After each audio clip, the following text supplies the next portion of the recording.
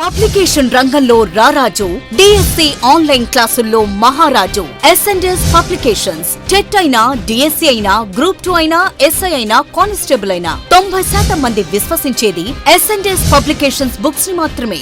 ఇప్పుడు DSC online క్లాసుల్లో ప్రపంచనం సృష్టిస్తూ స్టేట్ నెంబర్ 1 గా రాణిస్తున్న మన ఎస్ఎండ్ఎస్ యాప్ లో క్వాలిటీ వీడియోస్ కి, నమ్మకమైన బుక్స్ కి మారుపేరు మన ఎస్ఎండ్ఎస్. Sure and success. అందరికీ శుభోదయం. మనం నిన్నటి రోజున ఒక శుభవార్త వినడం జరిగింది.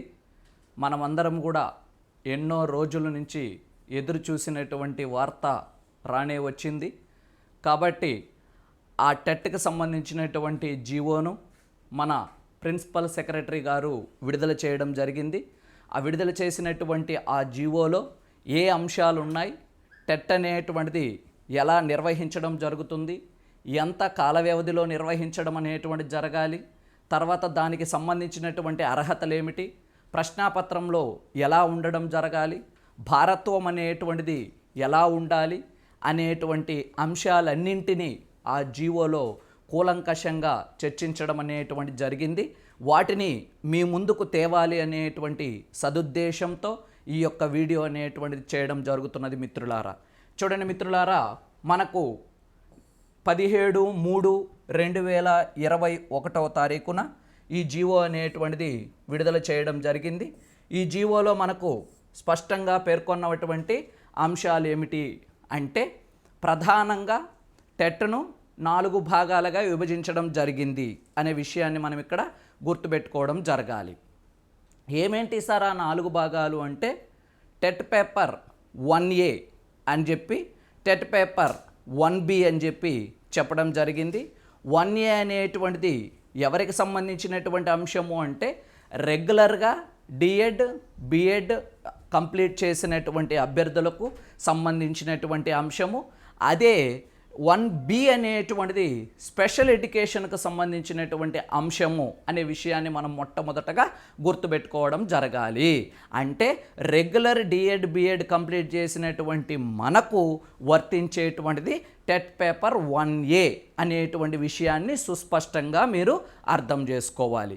ఇక అలానే టెట్ పేపర్ 2A అనేటువంటిది ఈ యొక్క బిఎడ్ కంప్లీట్ చేసినటువంటి అభ్యర్థులు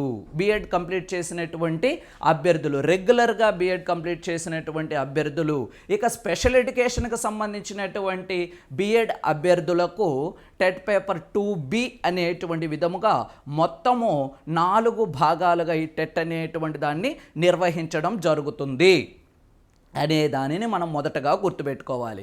సార్, ఈ స్పెషల్ ఎడ్యుకేషన్కి ఇంతకు ముందు టెట్ లేదా అంటే లేదు. ఇప్పుడు మాత్రమే ఈ టెట్ అనేటువంటి దాన్ని ప్రవేశపెట్టడం జరుగుతుంది ఈ స్పెషల్ ఎడ్యుకేషన్కి సంబంధించినటువంటి టీచర్స్ కొరకు.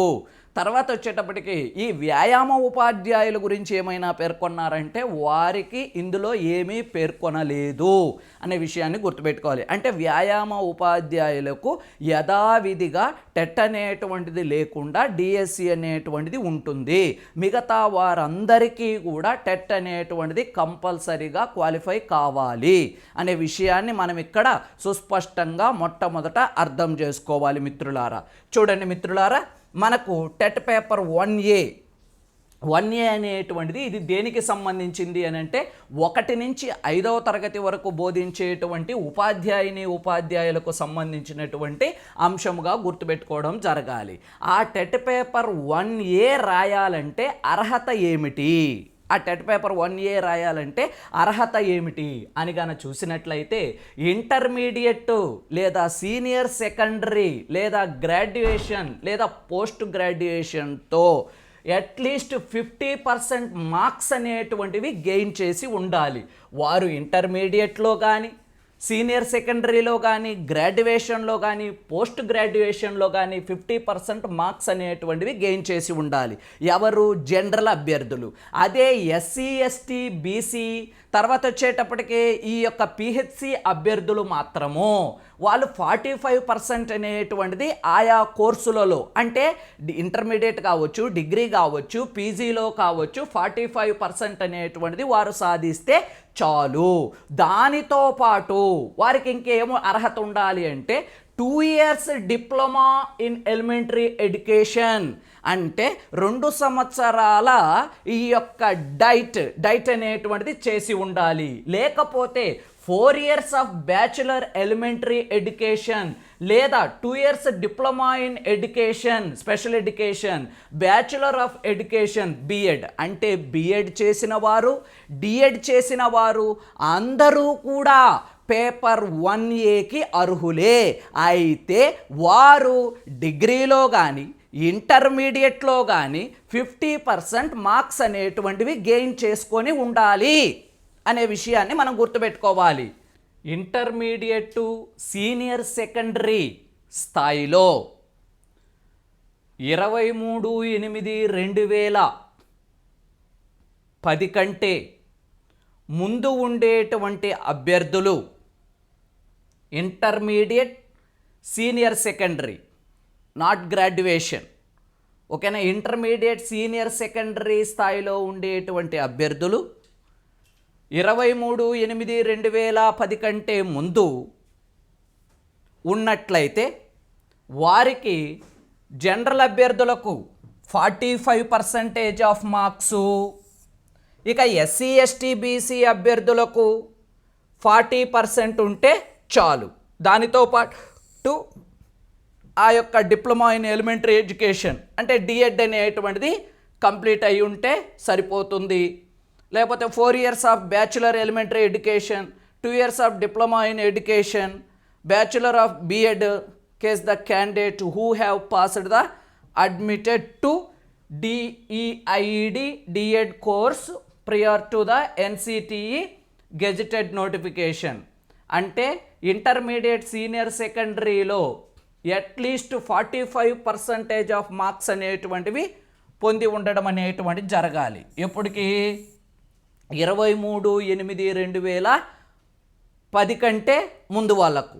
దాని తర్వాత వాళ్ళు మాత్రము కంపల్సరీగా ఇంటర్మీడియట్లో వాళ్ళు ఏం సాధించి ఉండాలి అంటే 50% అనేటువంటిది జనరల్ అభ్యర్థులు, ఇక రిజర్వేషన్కి సంబంధించినటువంటి అభ్యర్థులు 45% అనేటువంటిది సాధించి ఉండాలి ఇంటర్మీడియట్కి సంబంధించి. ఇక డిగ్రీకి సంబంధించినటువంటి వారికి మినిమం పర్సంటేజ్ అనేటువంటిది 2011-29 జూలై కంటే ముందు వారు కంప్లీట్ చేసుకోనున్నట్లయితే వారికి ఈ పర్సంటేజ్తో సంబంధం లేదు అనే విషయాన్ని గుర్తుపెట్టుకోవాలా. మీకు అర్థమైందా ఇప్పుడు ఓవరాల్గా? చూడండి మిత్రులారా, 2010 కంటే ముందు ఉండేటువంటి ఇంటర్మీడియట్ మీద పూర్తి చేసిన డిఎడ్ అభ్యర్థులు 45% ఉంటే చాలు. ఆ తర్వాత వచ్చిన వాళ్ళు 50% అనేటువంటి మార్కులు వారు సాధించుకొని ఉండాలి ఇంటర్మీడియట్కి సంబంధించి. తర్వాత ఈ డిగ్రీకి సంబంధించినటువంటి వారు ఉన్నారే, డిగ్రీకి సంబంధించినటువంటి వారు అంటే ఈ గ్రాడ్యుయేషన్కు సంబంధించినటువంటి వారు జూలై 29, 2011 కంటే ముందు వారు డిగ్రీ కంప్లీట్ చేసుకొని ఉంటే minimum percentage of marks in graduation shall not be applicable. వారికి ఇది వర్తించదు. అంటే వాళ్ళకి మినిమం మార్క్స్ అనేటువంటి ఆ విధానము వర్తించదు అని ఇచ్చారు. ఓకేనా? డిగ్రీ అభ్యర్థులకు అంటే ఇప్పుడు బిఎడ్ చేసిన అభ్యర్థులు కూడా పేపర్ 1A రాసుకునే దానికి ఎలిజిబిలిటీ ఉంది కదా, వాళ్ళు డిగ్రీలో 2011 కంటే ముందు కంప్లీట్ చేసి ఉంటే వారు ఆ 50% మార్క్స్ అనేటువంటిది మినిమం మార్క్స్ అనేటువంటిది వారికి అవసరం లేదు. Minimum percentage of marks in graduation shall not be applicable. ఓకేనా? ఇది మీరు గుర్తుపెట్టుకోవాల్సినటువంటి అంశము.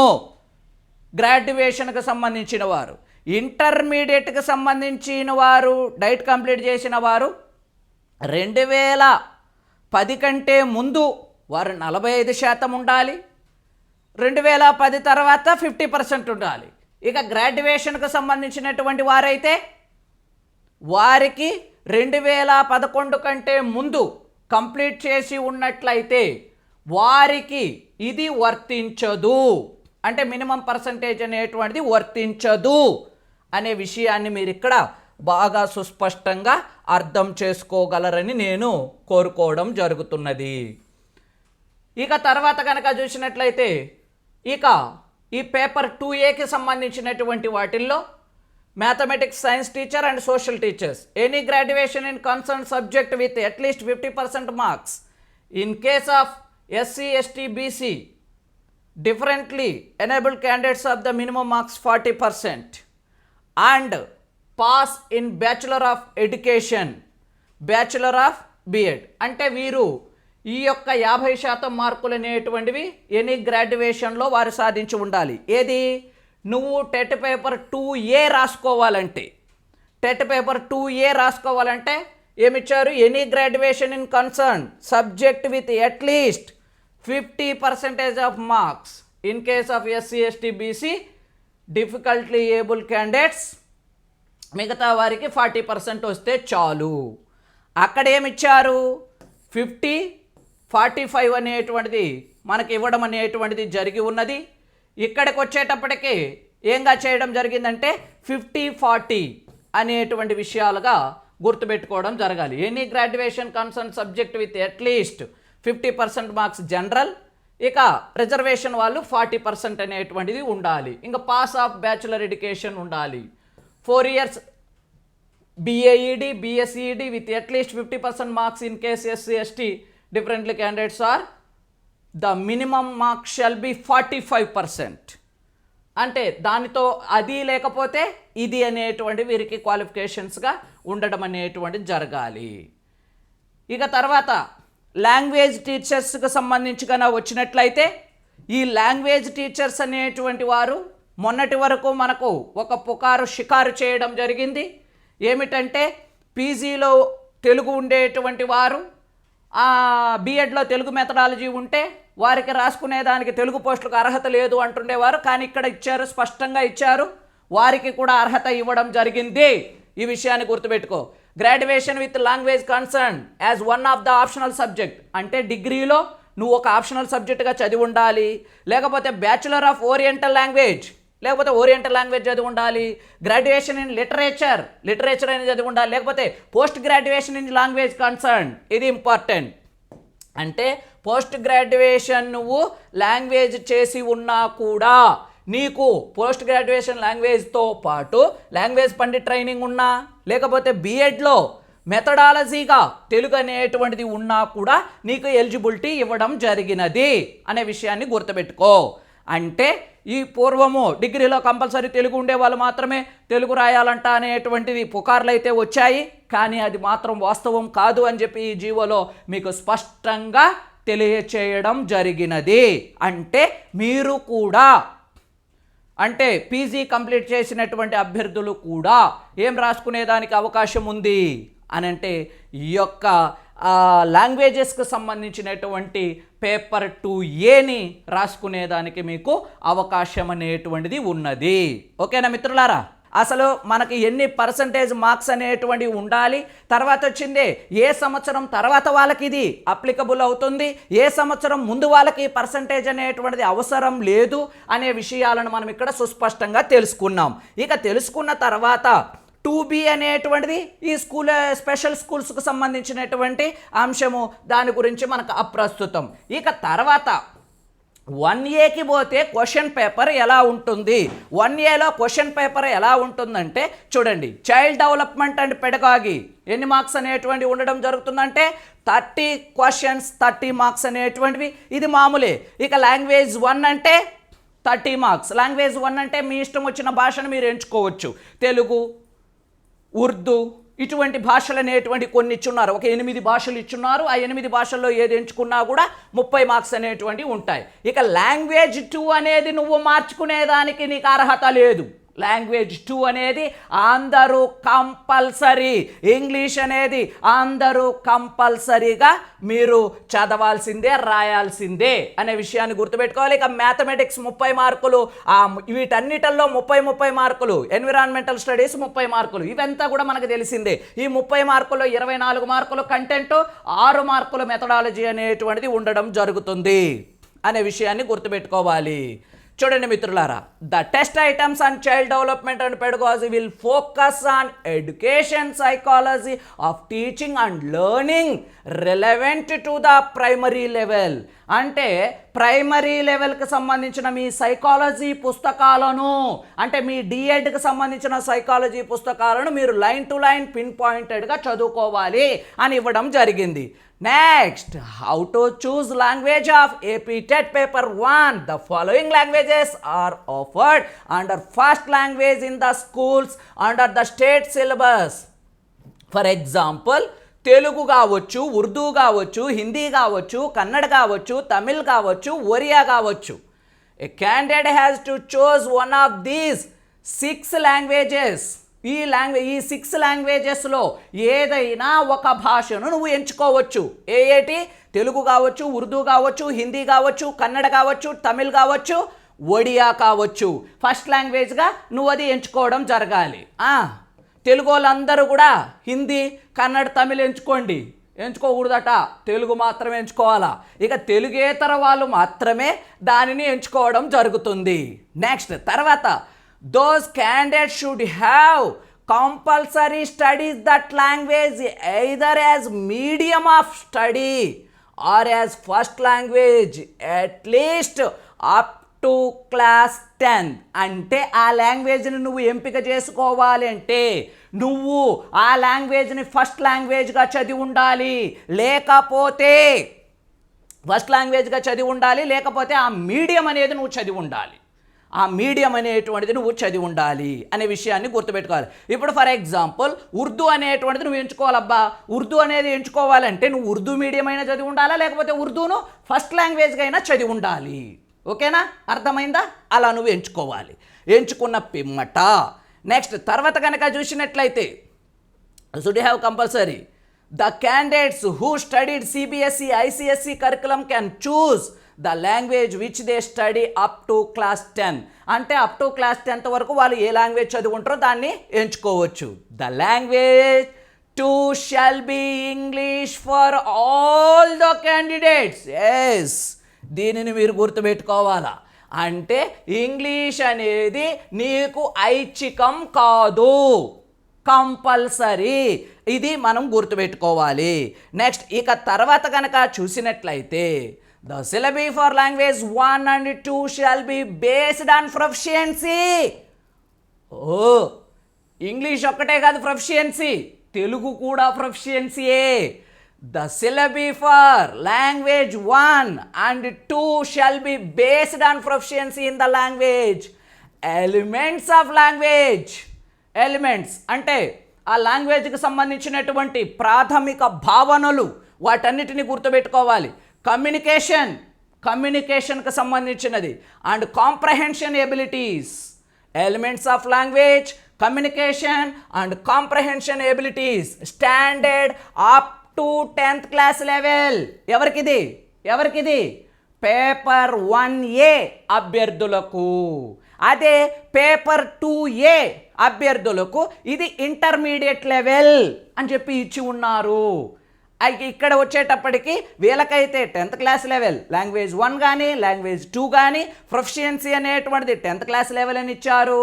అదే పేపర్ 2 వాళ్ళకి ప్రొఫిషియన్సీ లెవెల్ ఎక్కడి వరకు ఇచ్చారు? ఇంటర్మీడియట్ వరకు ఇవ్వడం జరిగినది. For 30 multiple choice questions under language 1 and 2, 24 marks will be on content and 6 multiple questions on pedagogy of language. అది మనకు తెలిసింది. 24 మార్కులు కంటెంట్, 6 మార్కులు మెథడాలజీ. ఇక మ్యాథమెటిక్స్, ఎన్విరాన్మెంటల్ స్టడీస్కి సంబంధించినటువంటి అంశాలలో ఇదిగో మీరు ఏం నేర్చుకొని ఉంటారు? 1 నుంచి 5వ తరగతి వరకు పుస్తకాలు చదువుకుంటే సరిపోతుందప్ప అనుకుంటారప్ప. కాదంటప్పో ఏడు చూడండి, the difficulty standard as well as linkage of content topics could be up to secondary stage, mean up to 10th class. 10th class level టెట్కు కూడా నువ్వు 10th క్లాస్ లెవెల్ స్టాండర్డ్స్ అనేటువంటివి పెంపొందించుకోవాలి. అంటే 1 నుంచి 5వ తరగతి వరకు ఉండేటువంటి పుస్తకాలలో ఉండేటువంటి కంటెంట్ను డిఫికల్టీ లెవెల్ ఎక్కడి వరకు చదవాలి నువ్వు? 10th క్లాస్ వరకు. The test items in mathematics and environmental studies will contain multiple choice questions. అందులో 24 marks content and 6 marks pedagogy. Similarly environmental studies 24 marks and 6 marks pedagogy ఉండడం జరుగుతుంది. ఇది మనకు తెలిసినటువంటి అంశమే. The detailed syllabus. Sir syllabus ఏంది sir, ఏం చదవాలి సార్ అంటే ఇచ్చాడు ఈడ. The detailed syllabus for all subject shall be the designed by the SCERT. SCERT వారు డిజైన్ చేసి ఇస్తారు, తొందరపడమాకండి. SCRT and the same shall be issued along with the notification. అంటే నోటిఫికేషన్తో పాటు మీకు వాటిని ప్రచురించడం జరుగుతుంది అని చెప్పి ఇవ్వడం జరిగింది. అంటే సిలబస్ ఇప్పుడు పాత చదవాలా కొత్త చదవాలా అనేది 1,00,000 ప్రశ్నలు అనేటువంటివి మనకున్నాయి. పాతదా కొత్తదా అనేటువంటిది ఎవరు నిర్ణయించడం జరుగుతుందని చెప్పారు? ఎస్సీఆర్టీ వారు నిర్ణయించడం జరుగుతుంది. ఆ సిలబస్ అనేటువంటిది మనకు వస్తుంది. సిలబస్ మారినా కూడా మారకపోయినా కూడా మనకు కాన్సెప్ట్లో కంటెంట్లో ఎటువంటి భేదం ఉండదు అనే విషయాన్ని మీరు ఇక్కడ గుర్తుపెట్టుకోవాలి. ఇప్పుడు ఫర్ ఎగ్జాంపుల్ బయాలజీయే తీసుకుందాం. కణం అనేది కొత్త పుస్తకాలలో పాత పుస్తకాలలో రెండిటల్లో ఉండడం జరుగుతుంది కాబట్టి వాటిని మనం చదవాల్సిందే. అదేవిధంగా ఫిజిక్స్ కానీ మ్యాథమెటిక్స్ కానీ అంతా కూడా కంటెంట్ అదే కదప్పా. కాబట్టి మారింది ఏముంటుంది? మారింది ఏమైనా ఒక పాయింట్ ఎక్కువ ఉంటుంది, ఒక పాయింట్ తక్కువ ఉంటుంది, అన్ని సరి చేసుకుంటే సరిపోతుంది. కాబట్టి దాని గురించి టెన్షన్ పడాల్సిన అవసరం లేదు. నేను ఎలా చదవాలి అనే దాన్ని ప్లాన్ వేసుకోవాలే తప్ప ఏం సిలబస్ వస్తుంది, సిలబస్ వచ్చిన తర్వాత చదువుతాలే అనేటువంటి భ్రమలో మాత్రం ఉండొద్దు అని నేను మీకు విజ్ఞప్తి చేస్తానా. నెక్స్ట్ ఇక తర్వాత వచ్చేటప్పటికి 1B స్పెషల్ ఎడ్యుకేషను వాళ్ళకి సంబంధించినటువంటి అంశాలను అలా పక్కన పెడితే ఇక తర్వాత కనుక చూసినట్లయితే మనకి ఇక్కడ ఈ 2A అభ్యర్థులకు క్వశ్చన్ పేపర్ ఎలా ఉండడం జరుగుతుంది అని కనుక చూసినట్లయితే చూడండి. 2A వాళ్ళకు ఎలా ఉండడం జరుగుతుంది అని కనుక చూసినట్లయితే వాళ్ళకి తెలుగు, ఇంగ్లీష్, సైకాలజీ అనేటువంటివి ఇంటర్మీడియట్ లెవెల్లో చదవడం అనేటువంటిది జరగాలి అని చెప్పి మనకి ఇక్కడ ఇచ్చి ఉండడం జరుగుతుంది. The following languages intermediate level అని చెప్పి ఇచ్చి ఉండడం జరుగుతుంది. తర్వాత కనుక చూసినట్లయితే ఇదిగో చూడండి. The syllabi of language 1 and 2 for paper 2A shall be based on proficiency in the language, elements of language, communication, comprehension ability, standard up to senior secondary level. అంటే ఇంటర్మీడియట్ స్థాయి వరకు లాంగ్వేజ్ అనేది వీరికి ఇంటర్మీడియట్ స్థాయి వరకు అని చెప్పి ఇవ్వడం జరిగి ఉన్నది. ఓకేనా? వాళ్ళకైతే పేపర్ 1A వాళ్ళకైతే 10th క్లాస్ లెవెల్ స్టాండర్డ్, వీళ్ళకైతే 12th క్లాస్ లెవెల్ స్టాండర్డ్ అని చెప్పి ఇచ్చి ఉన్నారు. ఇక తర్వాత మీ క్వశ్చన్స్కి సంబంధించి వచ్చినట్లయితే మీ కంటెంట్స్కి సంబంధించి వచ్చినట్లయితే ఇక్కడ మనకు మూడు భాగాలుగా 2Aని విభజించారు. ఏమిటది? మ్యాథ్స్ అండ్ సైన్స్ టీచర్స్ కొరకు, సోషల్ టీచర్స్ కొరకు, లాంగ్వేజ్ టీచర్స్ కొరకు. మ్యాథ్స్ అండ్ సైన్స్ టీచర్స్ కొరకు క్వశ్చన్ పేపర్ ఎలా ఉండడం జరుగుతుంది? మ్యాథ్స్ అండ్ సైన్స్ టీచర్స్ కొరకు అయితే మ్యాథమెటిక్స్ 30 మార్కులు ఉంటాయి, కంటెంట్ 24 మార్కులు, పెడగాలజీ 6 మార్క్స్. దాంట్లో సైన్స్ కూడా ఉండడం జరుగుతుంది. సైన్స్లో physical science 12 marks, biological science 12 marks అనేటువంటి ఉండడం జరుగుతుంది. అంటే 24 మార్కులు ప్లస్ పెడగాలజీ 6 మార్క్స్ అనేటువంటి ఉంటాయి. అంటే సైన్స్ అభ్యర్థులకు మాకు సైన్స్ పెట్టేస్తే బాగుంటుంది కదా అనేటువంటి ఊహలో ఉండడం జరిగింది. కానీ అటువంటిది ఏమీ మార్పు లేదు ఇక్కడ. సైన్స్ అభ్యర్థులు మ్యాథ్స్ చదవాల్సిందే, మ్యాథ్స్ అభ్యర్థులు సైన్స్ చదవాల్సిందే అనే విషయాన్ని మీరు సుస్పష్టంగా అర్థం చేసుకోవాలి. ఇక ఇదొక పేపరు. ఇక సోషల్ వాళ్ళకు వచ్చినట్లయితే తెలుగు, ఇంగ్లీష్, సైకాలజీ కామన్, వారికి 60 మార్కులు ఉంటాయి. 60 మార్కుల్లో 48 మార్కుల కంటెంట్ అండ్ 12 మార్క్స్ పెడగాజీ అనేటువంటి ఉండడం జరుగుతుంది. ఎస్, లాంగ్వేజ్ టీచర్స్కి 60 మార్కులు అనేటువంటివి మీకు మీ యొక్క దానికి సంబంధించినవే ఉంటాయి. మీకు సైన్స్తో కానీ సోషల్తో కానీ ఎటువంటి సంబంధము లేదు. లాంగ్వేజ్ టీచర్స్ అనేటువంటి వారు 48 మార్కులు మీ సాహిత్యము, భాషాశాస్త్రము, విమర్శ శాస్త్రము, ఆ యొక్క వ్యాకరణ శాస్త్రాలకు సంబంధించిన అంశాలు మరియు మీ యొక్క బోధనా శాస్త్రానికి సంబంధించిన 12 మార్కులు అనేటువంటివి ఉండడం జరుగుతుంది. Okay, clear? అంటే క్వశ్చన్ పేపర్ ప్యాటర్న్ అనేటువంటిది ఎలా ఉండబోతుంది, క్వశ్చన్స్ అనేటువంటివి ఎలా ఉంటాయి అనే విషయాన్ని మనం ఇక్కడ గుర్తుపెట్టుకోవడం జరగాలి. ఆ విషయాన్ని మనకి ఇక్కడ సుస్పష్టంగా చెప్పారు. ఇక తర్వాత పేపర్ ఏ మీడియంలో ఉంటుంది? 2 మీడియాలలో ఉంటుంది. ఓకేనా? ఇదో చూడండి, మీడియం ఆఫ్ క్వశ్చన్ పేపర్.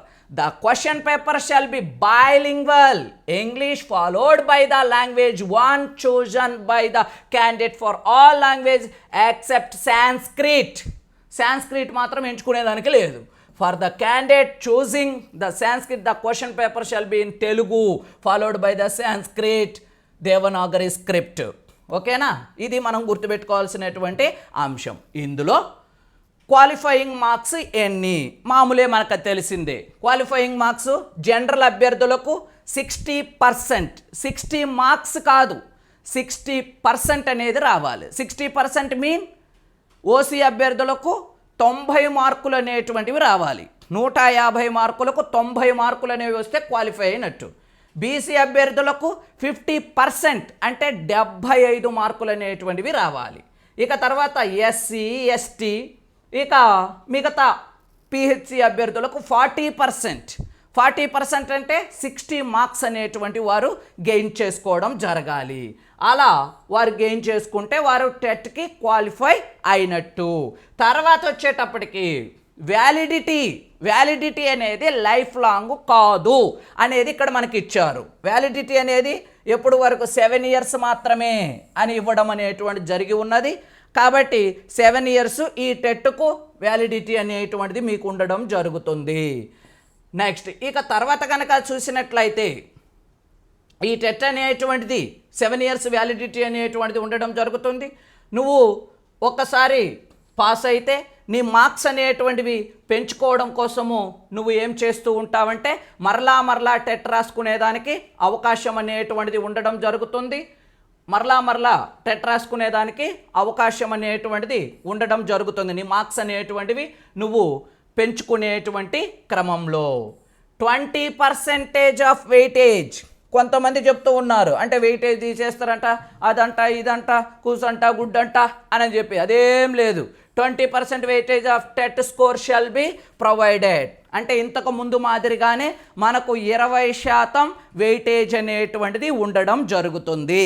కాబట్టి నీకు డిఎస్సిలో ఉద్యోగాన్ని నిర్ణయించడంలో టెట్ అనేది ప్రధాన పాత్ర పోషించడం జరుగుతుంది. ఎందుకంటే ఇక్కడ సబ్జెక్టులు కలగాపులగం. తెలుగు, ఇంగ్లీష్, సైకాలజీ అందరూ కామన్గా చదవాల్సినటువంటి సబ్జెక్ట్స్.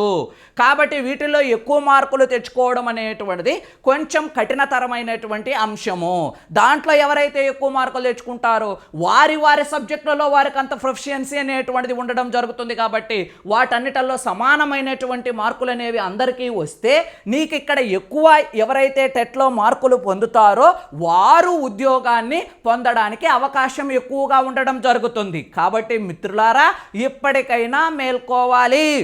బిఎడ్ వాళ్ళకి టెట్ పేపర్ 1A రాసుకునేదానికి అవకాశం ఇచ్చాడు. కాబట్టి ఇప్పటి వరకు మనం టెట్ పేపర్ 1A ఎవరూ రాయలేదు. కాబట్టి మీరు రాసి వాళ్ళతో డిఎడ్ వాళ్ళతో పోటీ పడాలంటే డిఎడ్ వాళ్ళు 120, 125 మార్కులు ఉన్నాయి.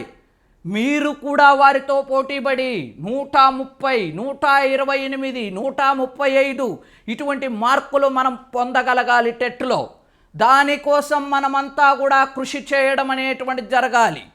కాబట్టి దానిని మీరందరూ కూడా గుర్తుపెట్టుకోవాలని నేను మిమ్మల్ని కోరడం జరుగుతున్నది. ఇది మనకు ప్రధానంగా ఈ టెట్కి సంబంధించినటువంటి కమిటీ కూడా వేయడం జరిగింది. ఆ కమిటీలో ఎవరెవరు సభ్యులుగా ఉంటారు అవన్నీ కూడా మనకి ఇక్కడ చెప్పడం అనేటువంటి జరిగింది. ఈ యొక్క టెస్ట్ అనేది కంప్యూటర్ బేస్డ్ టెస్ట్, అంటే ఆన్లైన్లో ఉండడం జరుగుతుంది. పెన్ అండ్ పేపర్ కాదు. టెట్ అనేది కంప్యూటర్ బేస్డ్ టెస్ట్ అనేటువంటిదిగా మనం నిర్ణయించుకోవడం అనేటువంటి జరగాలి మిత్రులారా. అంటే కంప్యూటర్ బేస్డ్ టెస్ట్ అంటే వివిధ సెషన్స్ జరుగుతాయి అనేటువంటిది మనం అర్థం చేసుకోవాలి. కాబట్టి క్వశ్చన్స్ కూడా దండిగా వాళ్ళకు కావాలి. కాబట్టి లైన్ టు లైన్ క్వశ్చన్ అనేటువంటిది మనం ప్రిపేర్ కావాలి. పుస్తకం లైన్ టు లైన్ అనేటువంటిది చదవగలిగినటువంటి నేర్పును మనము పెంపొందించుకోవడం జరిగినట్లయితే ఇటువంటి సిబిటీలో మనం ఎక్కువ మార్క్స్ అనేటువంటివి గెయిన్ చేసుకునేదానికి అవకాశం ఉండడం జరుగుతుంది. ఇది మొత్తం ఓవరాల్గా ఈ యొక్క జీవోలో ఉండేటువంటి అంశము. ఎవరెవరికి ఏమేమి అర్హతలు ఉండాలి, ఎటువంటి అర్హతలు అనేటువంటివి ఉండడం జరగాలి, ఎవరు టెట్ పేపర్ 1A రాయడానికి అర్హులు, ఎవరు టెట్ పేపర్ 2A రాయడానికి అర్హులు, ఎవరు టెట్ పేపర్ 1B రాయడానికి అర్హులు, ఎవరు టెట్ పేపర్ 2B రాయడానికి అర్హులు అనేటువంటి విషయాన్ని మనకి ఇక్కడ సుస్పష్టంగా చెప్పడం జరిగింది. సార్ అన్నీ చెప్పినావు సార్, నోటిఫికేషన్ ఎప్పుడు సార్? ఇది చెప్పలేదు సార్ నువ్వు మాకు. నోటిఫికేషన్ అనేది ఎస్సీఆర్టీ నిర్ణయిస్తుంది. అంటే ఎస్సీఆర్టీ వాళ్ళు సిలబస్ ఫ్రేమ్ చేసిన పిమ్మట నోటిఫికేషన్ విడుదల చేస్తారు అని చెప్పి ఉంది. మనకి ఈరోజు వచ్చినటువంటి పేపర్లలో ఒక్కొక్క పేపర్ ఒక్కొక్క విధంగా రాశారు.